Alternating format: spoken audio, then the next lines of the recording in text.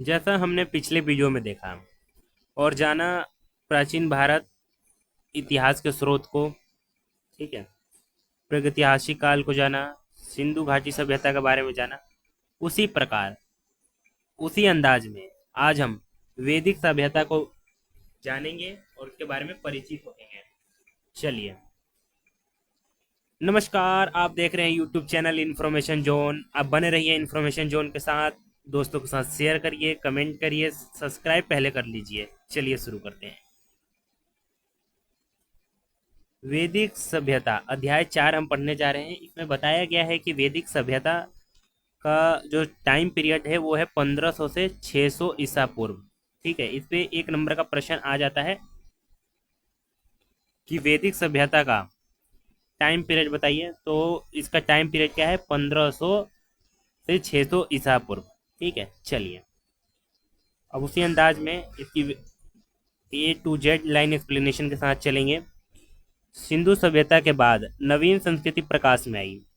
जब सिंधु सभ्यता का पतन हो गया, उसके बाद जो संस्कृति प्रकाश में आई उसकी जानकारी वेदों में मिलती है। किसमें? वेदों में मिलती है।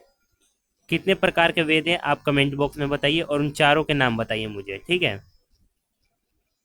इसलिए इस काल को हम वैदिक सभ्यता का नाम से जानते हैं। जो सभ्यता सिंधु सभ्यता के बाद आई उसी को हम वैदिक सभ्यता कहते हैं। ठीक है। और वैदिक सभ्यता का जो हम टाइम पीरियड की बात करें तो 1500 से 600 ईसा पूर्व है। ठीक है। वैदिक काल के दो भाग विभाजन किए हैं। वैदिक काल को दो भागों में विभाजन किया गया है। पूछ दिया जाए कि वैदिक काल को कितने भागों में विभाजन किया गया है, तो आप कहेंगे कि इसे दो कालों में विभाजित किया गया है। ठीक है। चलिए, पहला जब हम बात करें तो पहला है ऋग्वैदिक काल। ठीक है। ऋग्वैदिक काल का जो टाइम पीरियड है वह 1500 से 1000 ईसा पूर्व।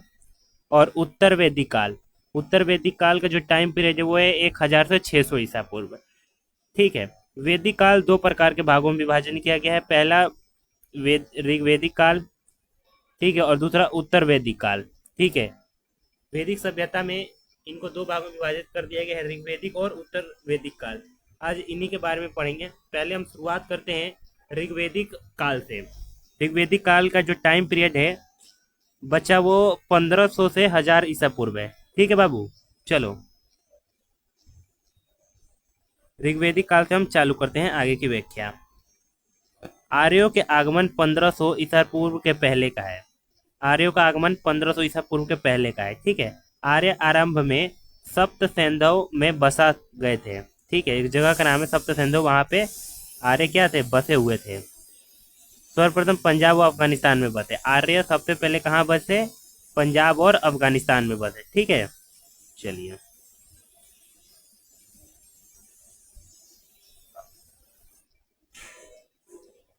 प्रोफेसर मैक्स मूलर ने आर्यों के निवास मध्य एशिया, बैक्ट्रिया, दयानंद सरस्वती ने तिब्बत, गाइंस और मैकडोनल ने दक्षिण यूरोप और बाल गंगा तिलक ने उत्तर ध्रुव बताया। ठीक है। जब हम ये जाने कि आर्य कहाँ पे रहते थे, आर्यों का निवास कहाँ था, तो तो प्रोफेसर मैक्स मूलर के अनुसार आर्यों का निवास कहाँ था? मध्य एशिया में था। दयानंद सरस्वती के हिसाब से आर्य कहाँ बसे थे? तिब्बत में। गाइंस और मैकडोनेल के अनुसार दक्षिणी यूरोप में बसे थे। ठीक है। और बाल गंगा तिलक बाल गंगाधर तिलक के अनुसार उत्तर ध्रुव बताया जाता है। ठीक है। आपसे प्रश्न में पूछ दिया जाए कि उत्तर ध्रुव आर्यों का निवास कौन बताता है, तो आप कहेंगे कि बाल गंगाधर तिलक बताते हैं। ठीक है। और तिब्बत दयानंद सरस्वती, मध्य एशिया प्रोफेसर मैक्स मूलर, दक्षिण यूरोप गाइंस और मैकडोनेल। ठीक है। चलिए आगे बढ़ते हैं। आगे बताया गया कि आर्य शब्द का अर्थ श्रेष्ठ कुलीन होता है। हमने आर्यों के बारे में अभी जाना कि उनका निवास स्थान किसके अनुसार क्या है। तो हम समझे अब आर्य शब्द का अर्थ क्या है। जो आर्य शब्द है उसका मतलब होता है श्रेष्ठ। श्रेष्ठ मतलब एकदम उच्च पद पे। श्रेष्ठ का मतलब उच्च पद पे। ठीक है। आर्य का शब्द का क्या मतलब हुआ? श्रेष्ठ। ठीक है। और नोट्स कैसे बनाना है मैंने पीछे बता दिया है, बनाते चलिए। इस सभ्यता के संस्थापक आर्य के इस सभ्यता के संस्थापक आर्य थे, ठीक है। आर्य वंश के संस्थापक आर्य ही थे। और आर्य का शाब्दिक अर्थ क्या होता है? श्रेष्ठ, श्रेष्ठ होता है, ठीक है। इसीलिए इसे कभी कभी आर्य सभ्यता भी कहा जाता है, ठीक है। वैदिक सभ्यता मूलतः ग्रामीण थी, वहाँ की जो सभ्यता एकदम ग्रामीण थी, गांव की तरह थी। आर्य का आरंभिक जीवन मुख्यतः पशुचारण का था।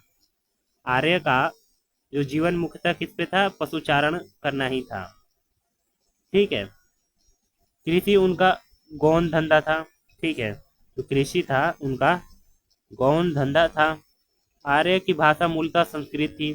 आर्य का आरंभिक जीवन मुख्यतः पशुचारण ही था, ठीक है। और कृषि उनका गौण धंधा है, ठीक है। और आर्यों की भाषा मूलतः क्या थी? संस्कृति थी, ठीक है। आर्य का लिख के उनके बारे में ऐसे ऐसे एरो डाल के नोट्स बनाते चलिए। आर्य का इतिहास मुख्यतः हमें वेदों में ज्ञात होता है, ठीक है। सिंधु आर्यों के लिए सबसे महत्वपूर्ण नदी थी। जो सिंधु नदी थी वो आर्यों के लिए सबसे महत्वपूर्ण नदी थी। यहाँ पे आप क्या आर्य ऐसे लिख लीजिए, ठीक है। और नीचे ऐसे कोमा डाल डाल के ऐसे लिखते चलिए कि मुख्यतः पशुचारण पर ही निर्भर था। कृषि उनका गौण धंधा था। आर्य की भाषा मूलतः संस्कृति थी। आर्यों का इतिहास हमें वेदों में ज्ञात होता है। अगला, सिंधु नदी आर्यों के लिए सबसे महत्वपूर्ण नदी थी, ठीक है। तथा सबसे पवित्र सरस्वती नदी थी। और नीचे लिख दिया उनके लिए पवित्र नदी सरस्वती नदी, ठीक है। ऐसे नोट्स बनाते चलिए। ऋग्वेद की नदी, एक मिनट,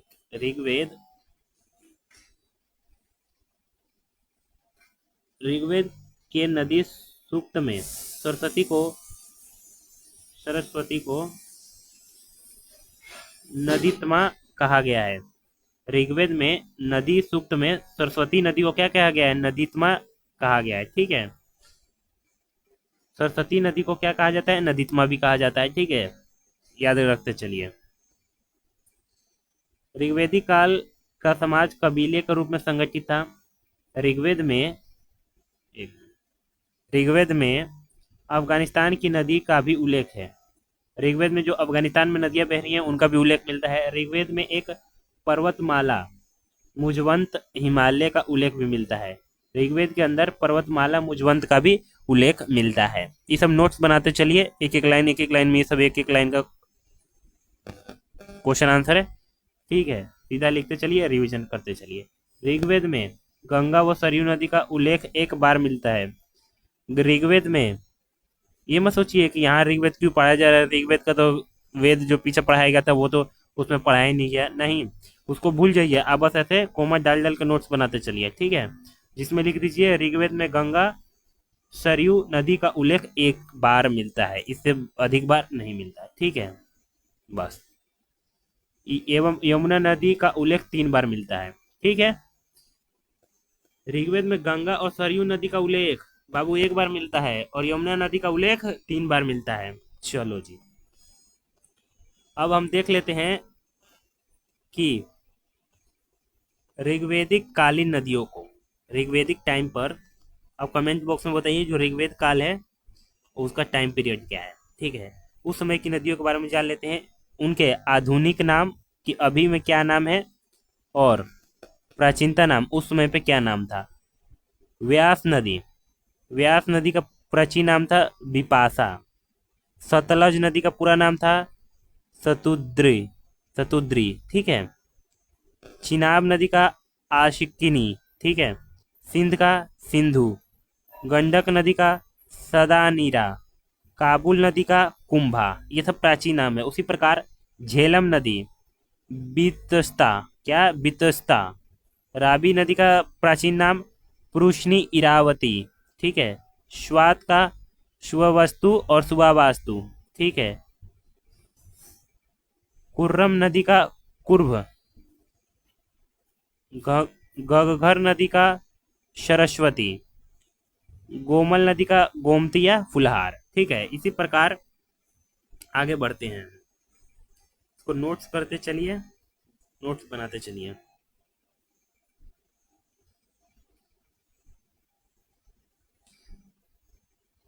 पितृसत्तात्मक परिवार, पितृसत्तात्मक परिवार आर्य के कबीलाई समाज की बुनियादी इकाई थी।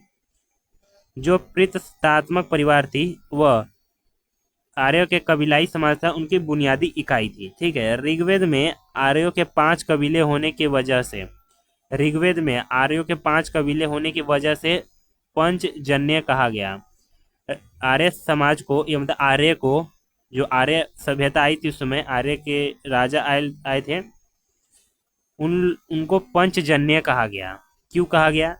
क्योंकि ऋग्वेद में 5 कबीले होने की वजह से, आर्यों के 5 कबीलों का उल्लेख मिलता है ऋग्वेद में। ठीक है, इसीलिए उनको पंचजन्य कहा गया। ठीक है, ये अनु, द्रुहय, पुरु, तुरवश और यदु, ये 5 कबीलों के नाम है। ठीक है, ग्राम, विश और जन में उच्चतर इकाई है। ग्राम, विश और जन में उच्चतर इकाई है। ये ग्राम संभवतः कई परिवार के समूह को कहते हैं। ग्राम को समझिए कि ग्राम क्या होता है। कई परिवारों के समूह को, ठीक है, ग्राम कहते हैं। जैसे एक परिवार में 5 लोग हैं, एक परिवार में 10 लोग हैं। ठीक है, ये इसी गोले में अपना यहाँ घर बना के, यहाँ घर बना के, यहाँ घर बना के, यहाँ घर बना के, ठीक है, इसी एक गांव में यहाँ घर बना के, इसी घर में एक गांव बना के, ठीक है, इसी को क्या कहा गया? ग्राम कहा गया। ठीक है, चलिए, ग्रामीण, ग्राम का जो ग्रामीणी होता है वो ग्राम का क्या होता है? मुखिया होता है। ठीक है, आप लोग तो जानते ही होंगे। 20 कई गांव का समूह को क्या कहते हैं? जैसे एक गांव है, बिहार का एक गांव मिला, बिहार में छपरा जिला में एक गांव है ये, एक गांव है ये, एक गांव है ये, एक गांव है ये। अब कई गांव को मिलाकर एक क्या बनता है जी? विश्व बनता है। अच्छा, विश्व। ठीक है, विश्व कई गांव का समूह को मिलाकर बनता है। और ये पूरे गांव को जो मिलाकर बना है, एक गांव का तो मुखिया क्या होगा? ग्रामीणी, वहाँ का मुखिया होगा। ठीक है, तो ये पूरे गांव का भी एक मुखिया होगा जिसका नाम होगा विश्वपति, जिसको विश्वपति कहते हैं। ठीक है, जन अनेक विषयों का समूह, उसके अधिपति को जनपति राजा कहा जाता है। ठीक है, जन अनेक विषयों के समूह को, ये एक कई सारे 4 गांव मिले और एक विष बन गया, ऐसी 5 गांव मिले, दूसरा विष बन गया। इन सब विषयों को मिला के एक बनता है, क्या बनता है? जन। क्या बनता है जी? जन बनता है। ठीक है, वहीं के अधिपति करने वाले को जनपति या राजा कहा जाता है। ग्रामीण, विष और जन में आपको अंतर और व्याख्या स्पष्ट हो गई होगी। ठीक है, चलिए,